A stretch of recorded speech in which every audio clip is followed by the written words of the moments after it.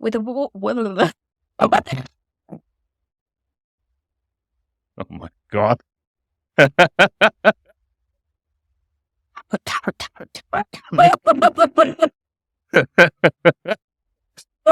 This is a good start. This is going well. Let's try that again, shall we? Let's just readjust my face, Oh my and then God. we'll try that again.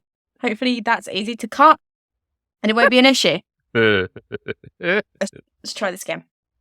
With a war raging and fathers and husbands being called to fight, the streets of 1940s Berlin were already not the safest of places to be for a young woman. But the young ladies of Berlin needed to go about their business and continue their lives, and thus would often catch a train, the S-Bahn specifically, I can't speak, across the city. Little did they know that a very dangerous man, posing as a harmless ticket inspector, was lurking in the shadows, ready to attack. This is the story of Paul Orgezel, the S-Bahn killer.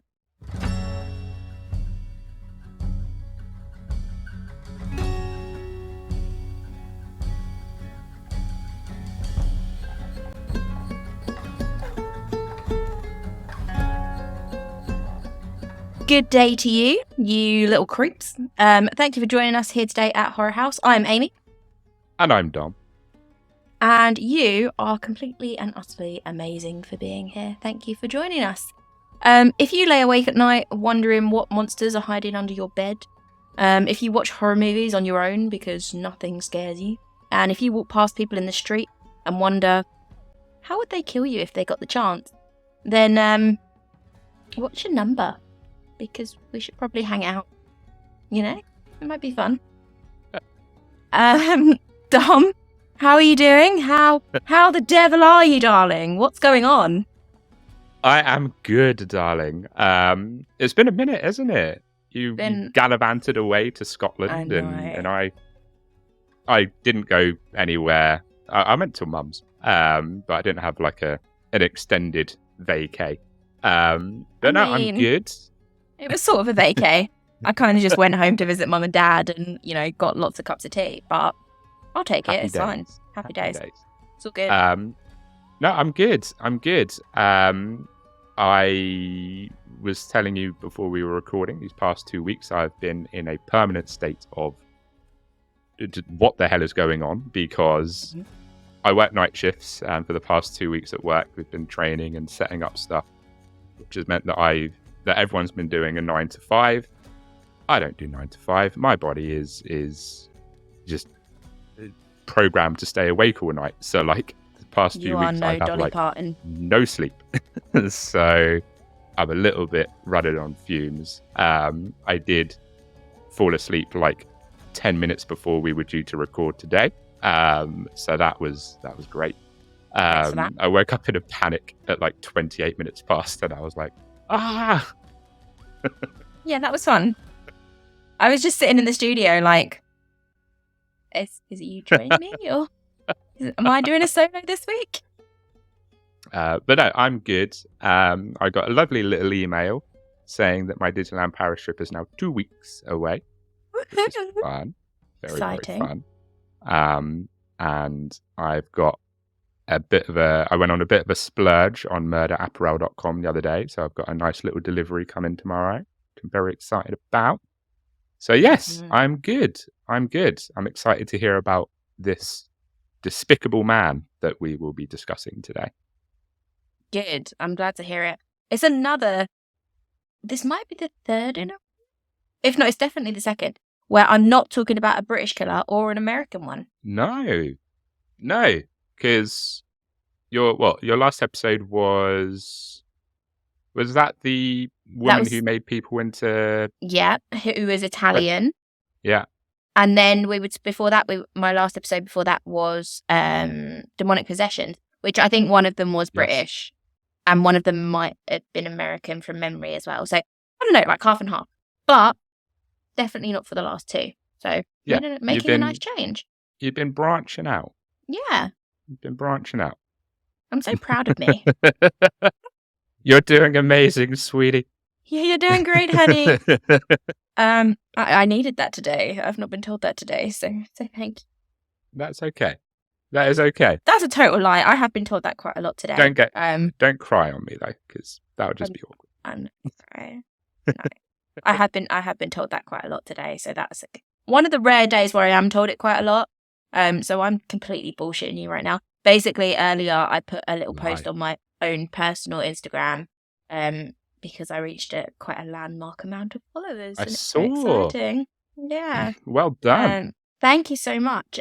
So I got a lot of lovely messages saying how well I'm doing and how, all that kind of stuff. I was totally lying when you said that just a minute ago. But I'll never not take it. I really do need to be told that I'm doing well sometimes, because I never feel like I am. So thank you. That was a tangent. What the fuck am I talking about? Should we get on with the episode? Before we do that, another tangent.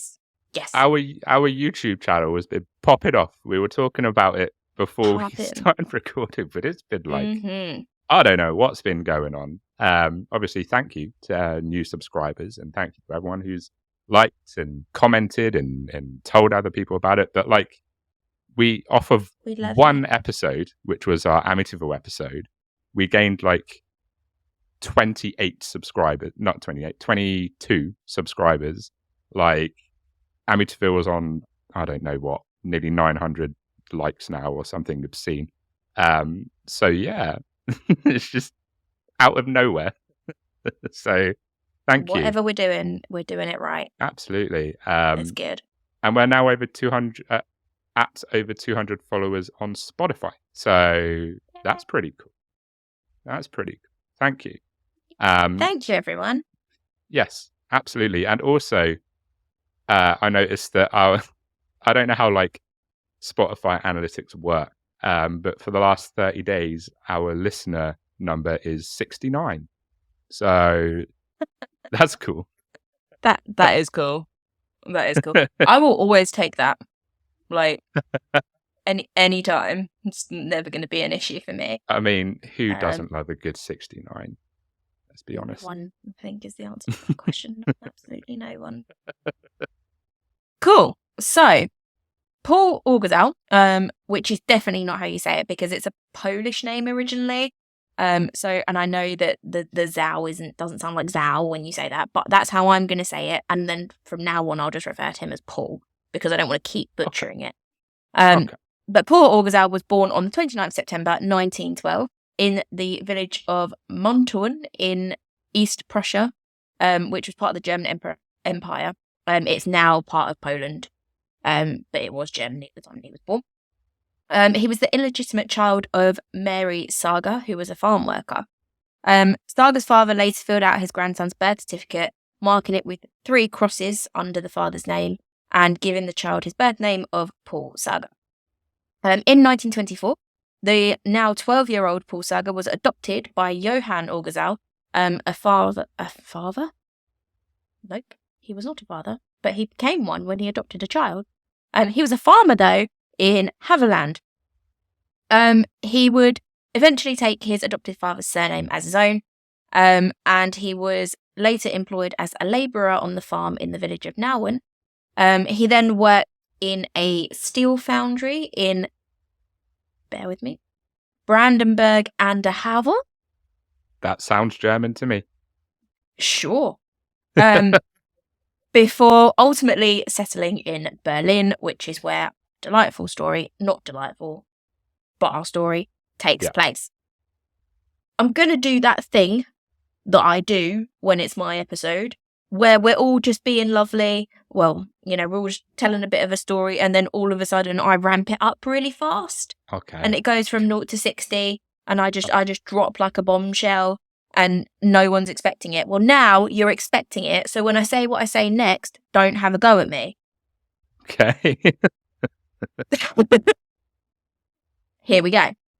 Paul joined the Nazi Party in 1931 at the age of 18, and the following year became a member of its parliamentary branch, the Sturmbittelung.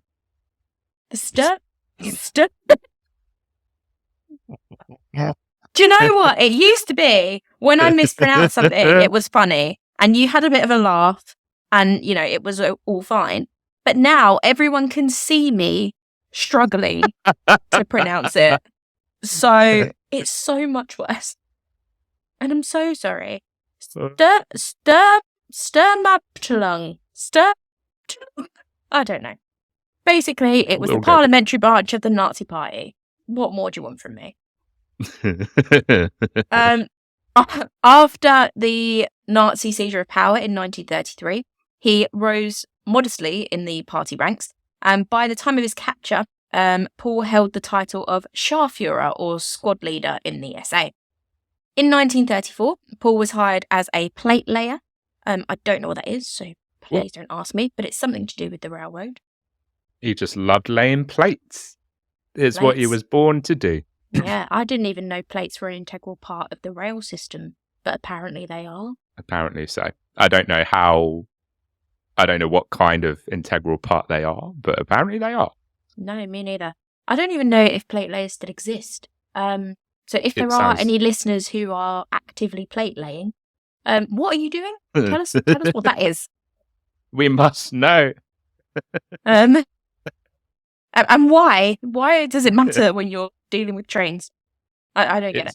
It sounds like some old-fashioned, obscure job. Yeah, I don't think it probably exists anymore. Nah. I don't think electric train. I don't know. Maybe this was an electric train. I don't know. But he was a plate layer for the National Railroad, which was the Deutsche Reichsbahn. See, that one, totally fine. Smashed it. Boom. Absolutely smashed I'm practically German. Which was the rail system that ran the Berlin S-Bahn. He steadily worked his way up through the organisation, eventually becoming an assistant signalman at Rummelsburg Depot in the eastern suburbs of Berlin, close to Karlshorst.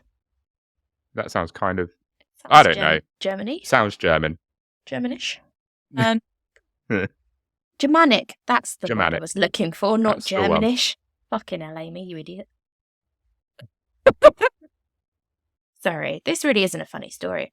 In 1937, Paul married Gertrude Siegelman, a saleswoman 2 years older than himself. They had 2 children, a son and a daughter, and they eventually lived with Paul's mother in a working class section of Berlin with numerous allotments, apartment blocks, and tenement shacks. The family later moved to another apartment in the suburb of Karlshorst, near to where Paul worked. He was often seen playing with his children, spending a lot of time in his garden and at his allotment, and tending a small cherry orchard which he had in his yard. All sounds very nice, very wholesome. Yeah. But another thing that happened quite a lot was that behind closed doors, and it didn't come out until much later at his trial, he was often accusing his wife Gertrude of being unfaithful. And as a result would quite often beat her up, knock her about a bit, slam her into door frames, etc., etc. So, not all peachy or cherry, as the case might be here. No. He can be also a bit of a douche. Yeah. Sounds like a bit of a knob. Who knew? Knobhead. The Nazi was a bit of a knobhead. Who could have seen that coming? All that plate laying, whatever the fuck that is, clearly was getting to him, because he was taken out on his wife when he got home. In late August 1939, while he and his family were residing in Karlshorst, Paul embarked on a series of violent attacks. He would randomly assault and rape dozens of women in and around the Friedrichsthäfer district. I hope that's right. At this time, around 1939, the very start of the Second World War, the neighbourhood was populated mostly by solitary housewives whose husbands had been called up to fight. So it was, I'm trying to think of a better phrase than easy pickings for him, but essentially that's what it was. He didn't, he could often walk into a house and there not be a man about it, so he could get away with a lot more than he usually would. I mean, unfortunately, it is easy pickings. Unfortunate as that is, it's easy targets for him at the end of the day, isn't it? Exactly. Exactly. It was these vulnerable women who initially served as Paul's primary source of victims, and police documented 31 separate cases of rape and other sexual assaults that occurred in allotments and the tenement area, all of which were connected to Paul in some way. Yeah. During his attacks, he either choked his victims, threatened them with a knife, or bludgeoned them, and in their statements, all of the victims mentioned that their attacker wore a railway worker's uniform. Yeah. So, yeah, I mean, Kind of. probably should have gotten changed out of your work clothes, but who am I to judge? Yeah. I mean, I don't want to give a criminal tips, but yes, wearing your work clothes probably wasn't a good idea. Yeah. I don't know why, for some reason, when you said I don't want to give a criminal tips, my brain immediately went to, like, dollar bills. But that's not what you meant. Dollar bills, yo. Yeah. Fantastic bludgeoning! That's inappropriate. Bludgeoning. That's not funny. Top bludgeoning. Top-notch bludgeoning. Well done, Paul, mate. You're doing great. I've seen better, but, still worthy of a tip. 10% at least. Up until this point, though, he was, obviously very violently attacking these women. He was raping. He wasn't, doing anything nice to these people. But he didn't begin attempting to murder them until much later. Yeah. He first began doing this around about this time, so around about the end of 1939. But his initial attempts were unsuccessful. Between August 1939 and July 1940, so about 8 months, Paul attacked and stabbed 3 different women, all of whom later served as witnesses against him. So, very successful murder attempts if they're then giving evidence. Well, I would do that as well. Would you? If someone had tried... This is a weird question and a very weird tangent, but I'm going to go on it and just see where it takes me. If someone stabbed you and you survived, they got caught, would you go to court to give evidence, or would you just not want to see them again? Oh, that's a very good question. That's a very good question. Because, like, part of me would say yes, I would go and I would give evidence and I would testify. But also, it's a traumatic experience. So would that be a trigger for you if you did go to court and you had to see that person again? Yeah. Oh, that's a good question. I think I would still go because I can help put that person behind bars. I think that's how I would look at it. That's a very wholesome way to look at it. That's a very, noble and good thing to do. I would go to court, but not because I'm particularly bothered about putting him away, but because I am a spiteful, vengeful bitch. And I want to make sure that he knows I'm putting him in prison. No, I see that. So, I see that. Yeah, I'd probably go. But all 3 of these lovely ladies did. They were strong enough to survive his attack, so damn straight that they're going to give evidence to help them anyway. Absolutely. Why not? Absolutely. Put that man away. Put that man Go on, in girls. prison. In August 1940, he savagely bludgeoned another woman after raping her on board the S-Bahn, which is where nearly all of his crimes took place.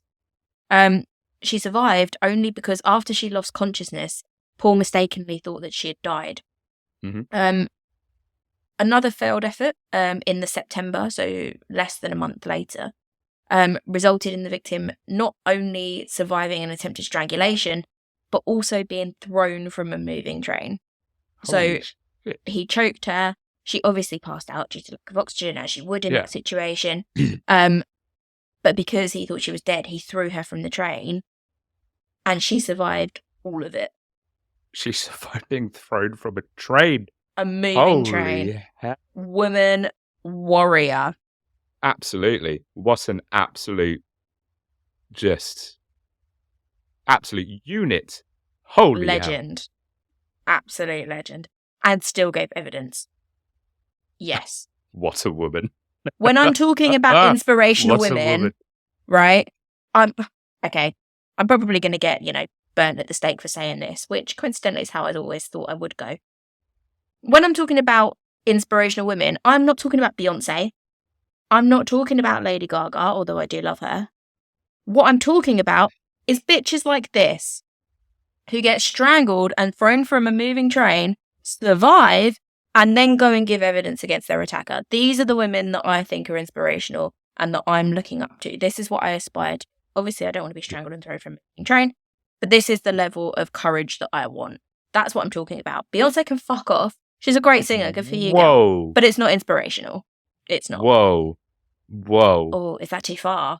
Queen Bee. Whoa. New She's lovely, I'm subscribers. sure, whatever. New subscribers. It was good to have you around. Yeah. No, I mean, this is a true crime podcast. If you were here for a review of Beyonce, you're definitely in the wrong place. So one of our bonus episodes is just an album review of a random Beyonce album. Although that being said, I don't think I've ever listened to a Beyonce song. Oh, maybe Single Ladies. Is that one of hers? Yeah, that's hers. Yeah, okay, then one. So who knows? But my point being, these women are inspirational, incredible women. I agree. Well done. If she's still around, good for you, girl. Absolutely.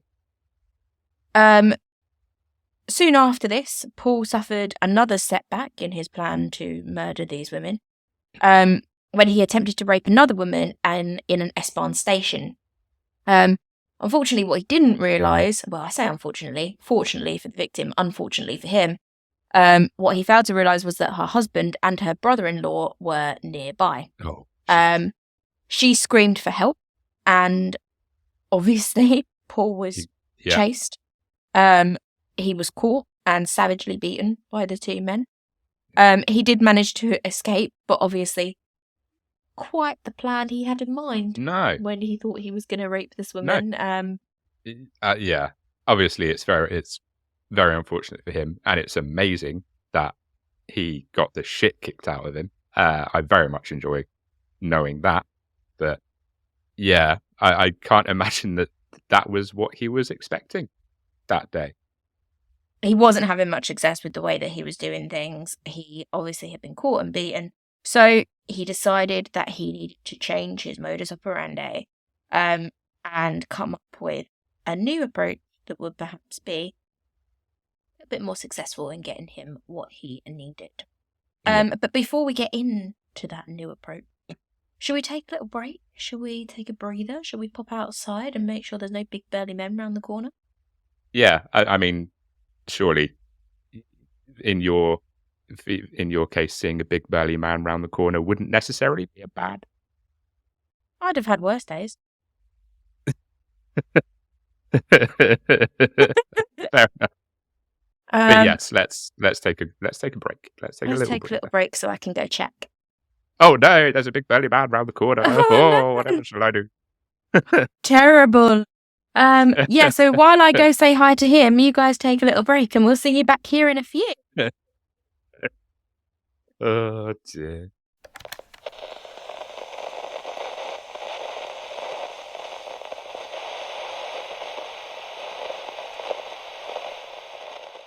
Welcome back, and thank you for returning for the second part of this tale from Berlin. How you doing, Dom? How you feeling about getting on the train? As a lone vulnerable woman. As the lone vulnerable woman that I am. Yeah. I mean, I wouldn't be filled with confidence. I don't like going on the train now, so I wouldn't be filled with confidence about going on the train then. No, that's fair. Don't worry, we'll get on together. I'll look after you, princess. Thank you. But yes, Paul or Gazelle, or however you want to say his name, was not having much success with his previous modus operandi, so he decided to have a little change. He changed things up a little bit. He renewed his series of attacks in October 1940, focusing primarily on the 9-kilometre stretch of the S-Bahn between Rummelsburg train yard and Friedrichshagen station. Smashed. Wearing his work uniform, Paul lurked aboard the empty carriages waiting for potential victims as the train passenger cars were not illuminated at the time because of the wartime blackout of Berlin. Okay, that's kind of terrifying. I'm not gonna lie. Isn't it? Like, that is pure horror movie setup. Like, darkened, empty carriage. Ugh, not a fan. Yeah. Not a fan. And it's also completely legit at the time because obviously Berlin was in blackout. There was no unnecessarily lighting. So it's not like it's suspicious. It's not like a woman's going to look at a blacked out carriage and think, oh, well, that's a bit weird. I'm not going to get on that one. I'll get on the next one because they're all going to be blacked out. So, you're just going to hop on and hope for the best. And there he is lurking. It doesn't make for the not ideal. most relaxing of train journeys. I'm not going to lie. No, in the dark on your own. No. Not ideal. He relied heavily on the fact that lone female passengers were not suspicious of a uniformed employee of the S-Bahn approaching them, because obviously they just assumed that he was going to check their ticket. That was literally his job. So why would you be concerned? Yeah. But once the women were distracted, Paul attacked, strangling or striking the victim in the head with a 2-inch thick piece of lead-encased telephone cable. Holy mother. That is pretty fucking brutal. Mm-hmm. I mean, that's a lot of bludgeoning. Oh, God, yeah. With what a way to go. Good grief. Yeah, not ideal. Not ideal at all. No. He committed his first murder on the 4th of October 1940, going on the pretext of a tryst to the home of a 20-year-old mother of two, Gertrude Ditter, whose husband Arthur was away in the military. When he got there, he obviously did not give her what she had been seeking. No.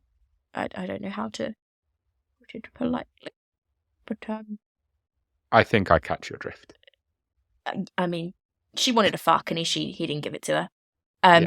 Instead, what he did was stabbed her to death. So not ideal, really. No. 2 months later, on the eve of the 4th of December, he killed 2 more women. He crushed the skull of the S-Bahn passenger Elfriede Frank with an iron bar before hurling her corpse from the moving train. And less than an hour later, he met 19-year-old Irmgard Fries on the street as she was walking home, and raped her before also bludgeoning her to death. Wow. Wow, that escalated quickly. A little bit. Very opportunistic as well.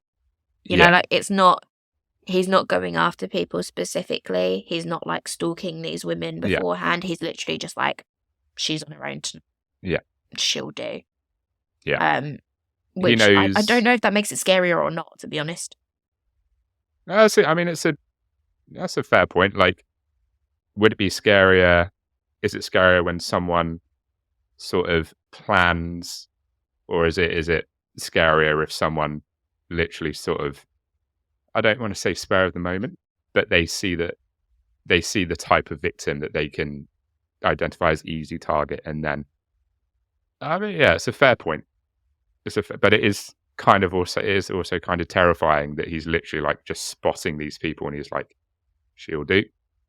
Yeah, I mean, I think when there's like an element of stalking involved, even if it's only for like a short amount of time, like a week or whatever, there's almost an element of, okay, well, I'm trying to learn about this person. Like, I care about who they are. I want to make sure that they're the right sort of person that I want to do this to, even if that act is something horrific. Whereas this guy, he's just like, anyone that fits the bill of being on their own and a woman, basically, they'll do. And that to me is maybe a little bit more scary because it does suggest that they are just objects. Yeah. To be used and thrown, and literally thrown away, like thrown out of a moving train. Yeah. 100%. 100% agree. Yeah. Not a nice guy. On the 22nd of December, Railroad workers, There we go. discovered the body of the fourth victim, Elizabeth Bungner, discarded alongside the railroad tracks. A medical examination determined that she had died as a result of a fractured skull. Okay. 6 days later, on the 28th of December 1940, the police recovered Gertrude Seward, the morning after she had been assaulted and thrown from the train by Paul. Suffering from exposure and various life-threatening traumas, Seward was rushed to the hospital, where she eventually died from her injuries the following day.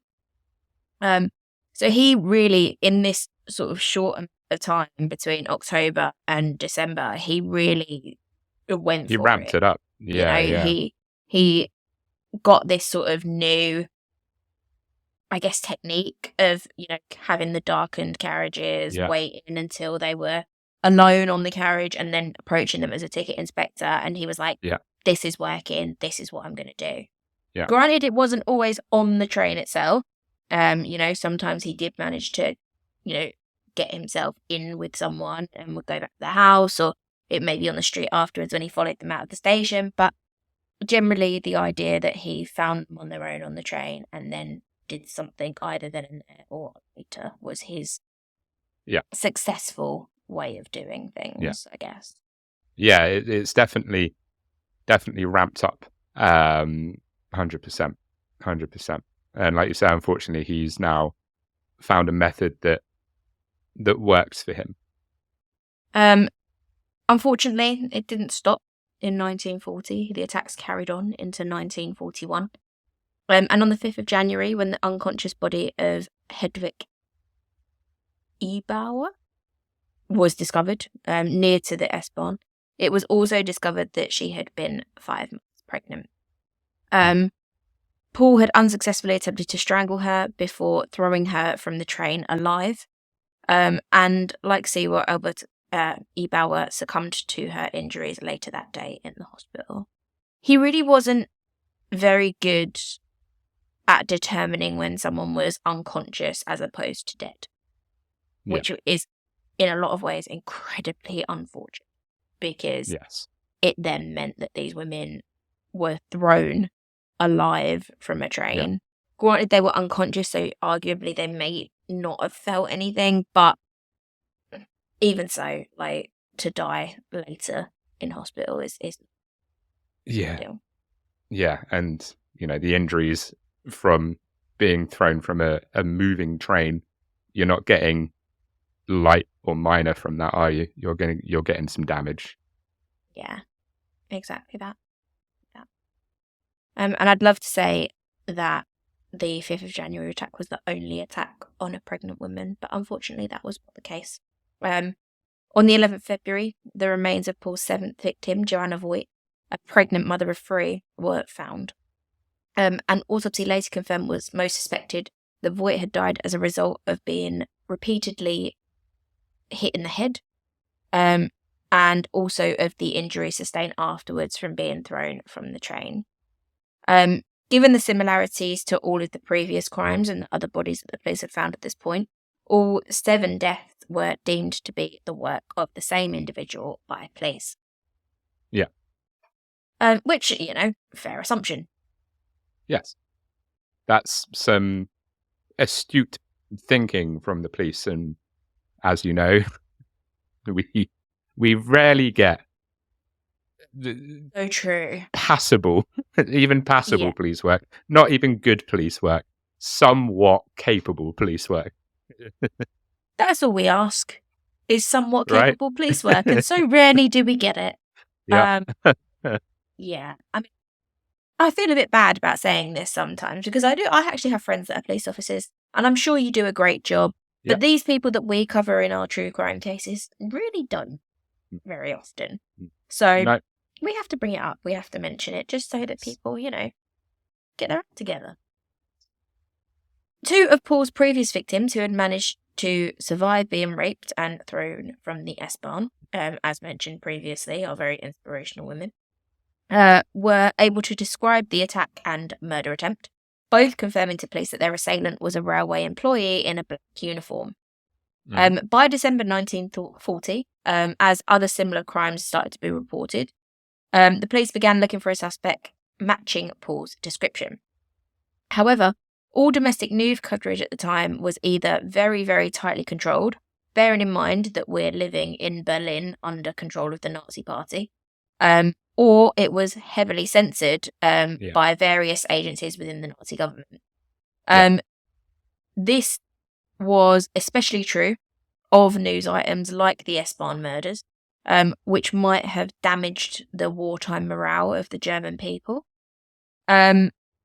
The Ministry of Public Enlightenment and Propaganda, which was obviously needed at the time, which was controlled by Joseph Goebbels, the Nazi Party's primary censorship authority, even issued a directive to German journalists regarding limits to be placed on the coverage of the S-Bahn murders. So women weren't aware that this was happening.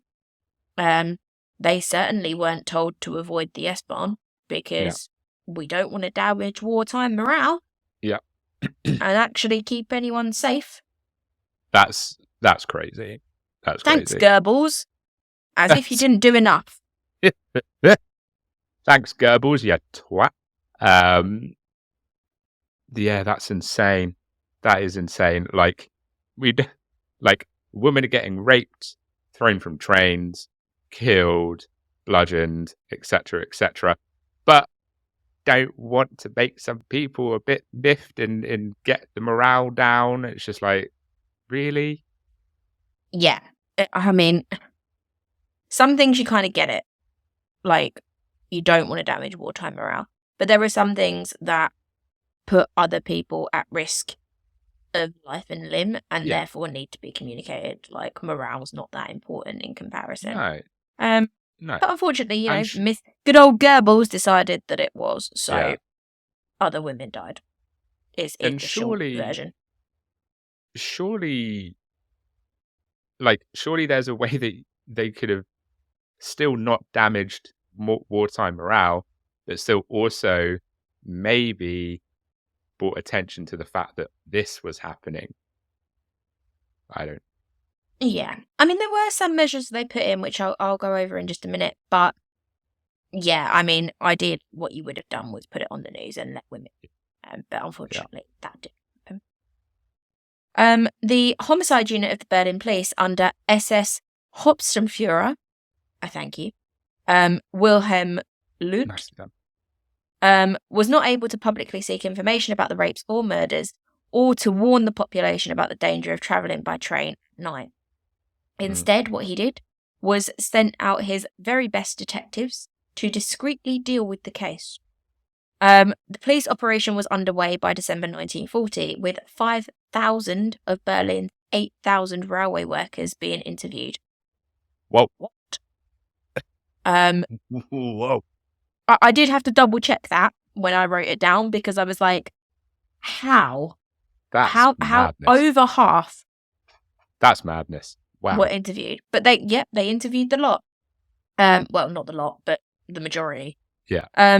Police patrols were doubled on the S-Bahn section, and the Nazi Party, dispatched functionaries to personally protect unaccompanied women who commuted through the area. So they did do something. Arguably not what was most needed, but they did do something. Yeah. I mean, something's better than nothing.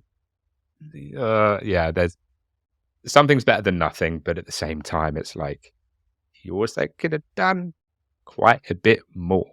Yeah, exactly. Police officers disguised as females and female detectives were used as bait aboard second-class carriages in an attempt to catch the killer. Other detectives were disguised as railway workers, and commuters were watched at each station.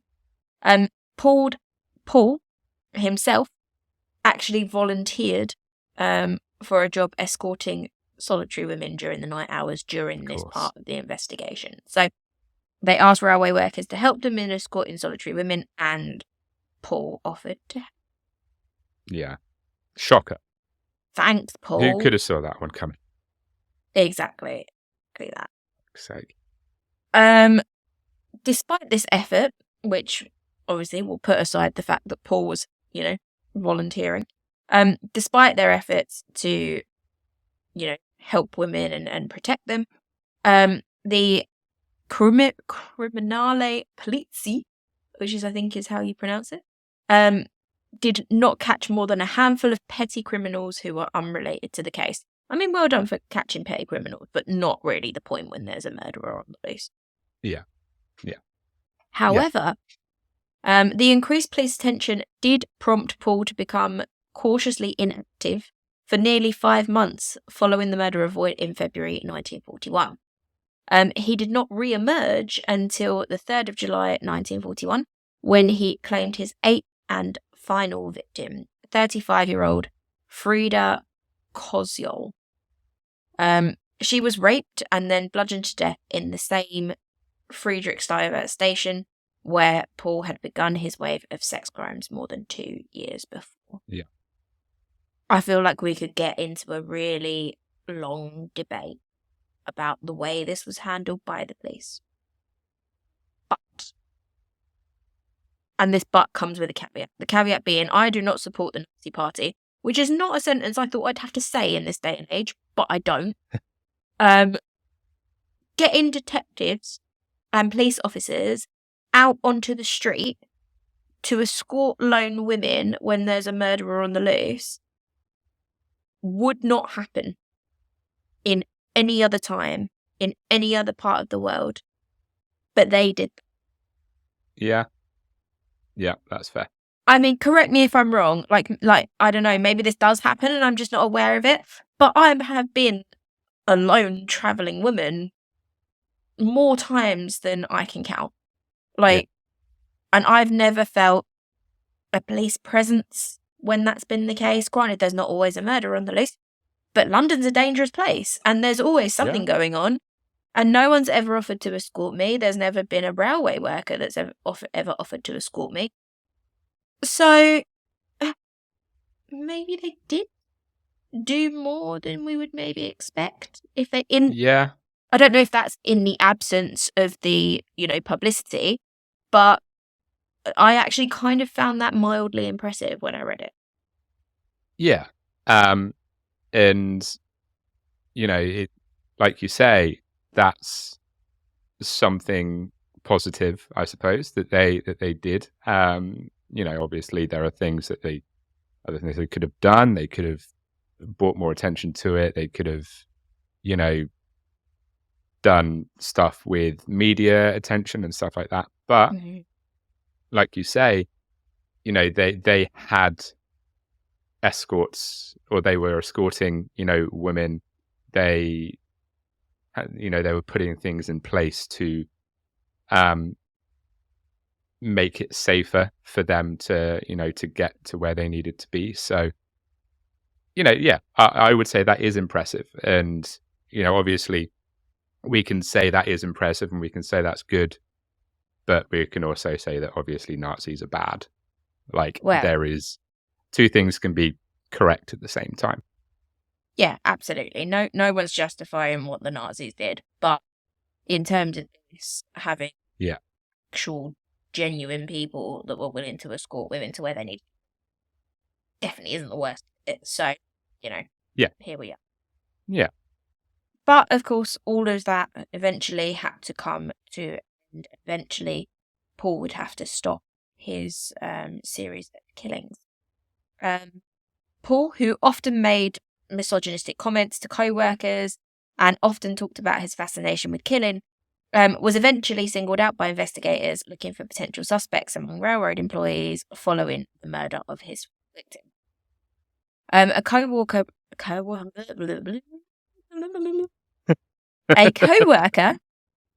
reported to police that Paul often climbed over the fence of the railway depot during work hours. Paul's explanation was that he sneaked out to meet a mistress whose husband was in the military. Okay. Okay, Paul. That's unlikely story. Yeah. I mean, you leaping fences is not in any way, shape, or form suspicious. Yeah. And also, I love how, so this is a classic thing, right? a lot of people, maybe not people, a lot of serial killers do, a lot of criminals do. And it's that they will be doing something horrific, right? Paul was doing something horrific. He was killing women. But in order to cover that up, he'll admit to something, even if it's not true, that is it's bad. Like, he'll admit to a bad thing so that the police then think, oh, well, he's clearly not perfect. He's just a normal guy. Maybe we've got it wrong. In this case, yes, he was killing women, but he's just said to police, oh, no, listen, look, yes, I've been hopping fences. Yes, I'm a bit of a naughty boy, but it's only because I've been knocking off this woman whose husband's in the military. Don't tell anyone. I know it's naughty, but it's not illegal. And that would then, hopefully, in his mind, throw them off the scent. It's quite common. A lot of criminals do it. Like, you'll get someone that's been accused of assault or whatever, and they'll maybe say, oh, well, I didn't do it, but look, I'll be honest with you, I can't really remember because I was high at the time. Yeah. And like, oh, okay, you were high, so you've definitely been bad, but maybe you didn't do the assault. However, Wilhelm, the leader of the police at the time, the lead investigator, personally inspected Paul's railway uniforms, all of which had numerous bloodstains, and Paul was arrested by the police on the 12th of July, 1941.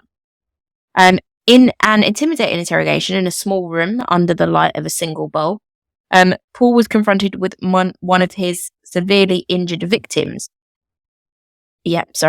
Was confronted with one of his severely injured victims and a tray of skulls from several of his other victims. The police summary of the case was submitted on the 17th of July, and Paul's motives were listed as an excessive sex drive, sexual attraction to his victims' resistance, and a pathological hatred of women. Well, that's quite the trilogy, isn't it? Yes. That's definitely a lot. That's not quite the trilogy that you want attached to you, is it? No, not ideally. However, Paul did willingly confess his crimes but blamed his murder spree on alcoholism and claimed that a Jewish doctor had treated him incompetently for gonorrhea.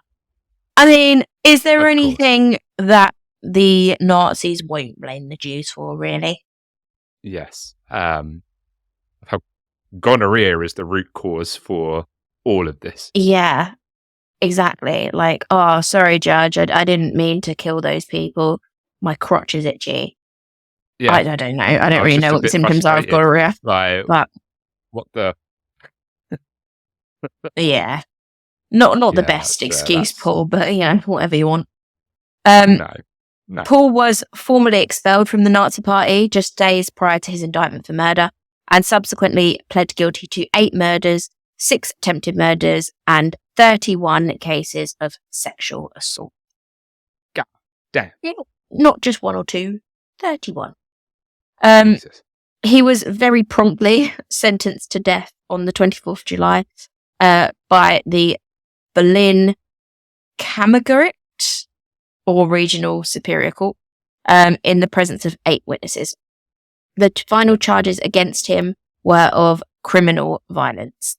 Paul was declared an enemy of the people by the Nazi regime and was executed by guillotine at Piozzensee prison on the 26th of July, 1941, just 2 days after his sentencing. So, very much got his command. Damn. Yeah, that turnaround was... They weren't messing. They were like... No. Right, cool. You're sentenced to death, and in a few days, you're going to have your head chopped off. Yeah. Like guillotine as well. Like, not even, shooting. I mean, they wouldn't have shot him because it was wartime and you need to say, but like, guillotine is pretty specialist. Guillotine's pretty hardcore. Not a fun fact, but I'm pretty sure in France they were using the guillotine up until like the 70s. Yeah. That's wild. Yes. That is pretty wild. That is insane. But yeah, that is the story of the S-Bahn killer. So how'd you feel about that, The Dom? S-Bahn killer. Does that give you the warm tingles? Yeah. My mind has been changed about the Nazi. It hasn't. Don't clip that, anyone, please. No, let's not let that get on the internet. Obviously, am I surprised that he was a dirtbag? Absolutely not. I didn't expect like the viciousness. I don't think that caught me a little off guard.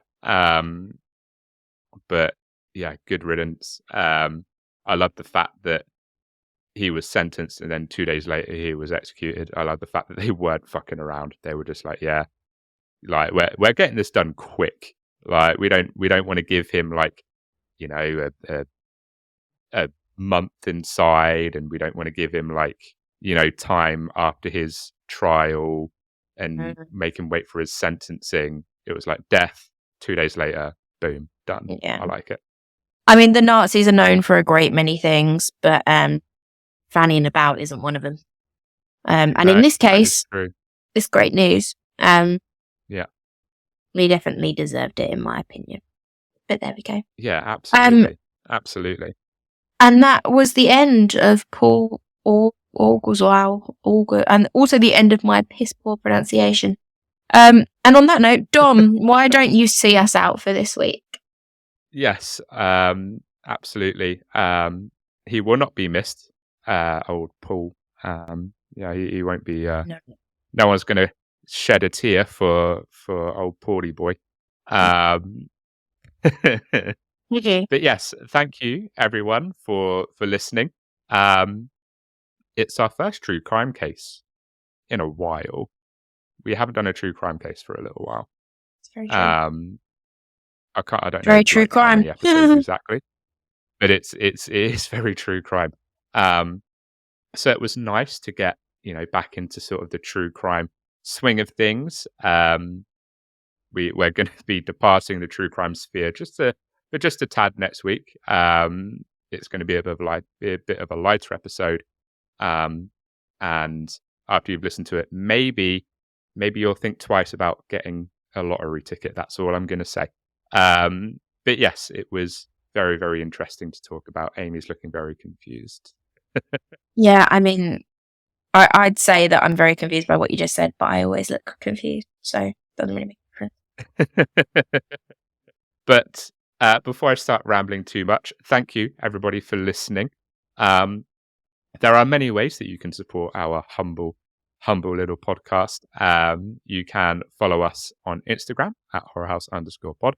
You can follow us on your Instagram app of choice. That's not the right words.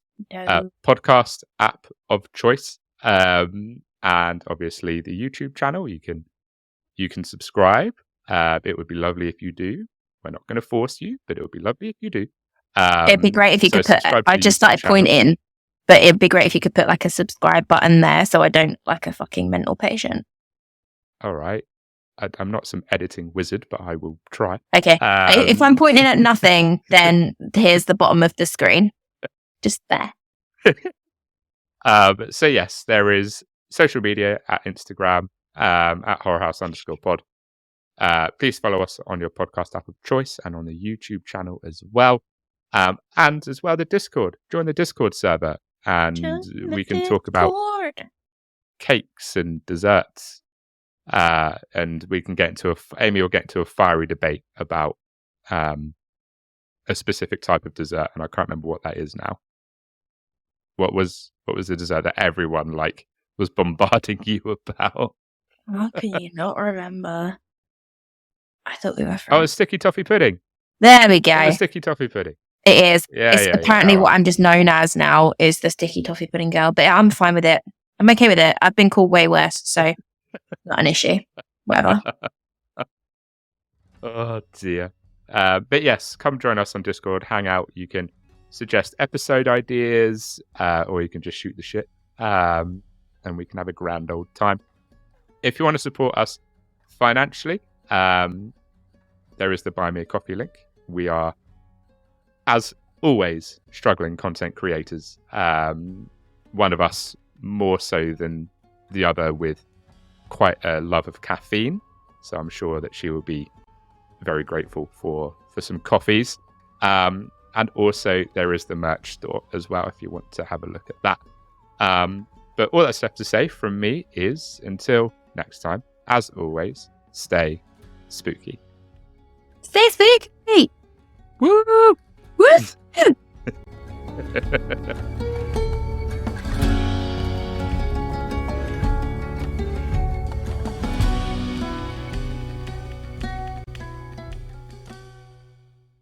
Oh dear. For once, I would just like to not have any technical difficulties. Although, if we did happen to drop audio at any point where I was pronouncing anything German, that'd be great. You know for a fact that there was no audio drops at any point during your pronunciations. It was video purely, no audio. Ich lieben ein Idiot. I can't speak German. I don't know what I just said. I can't even say if that's right or not. No. I know. Sorry, Germans. My bad.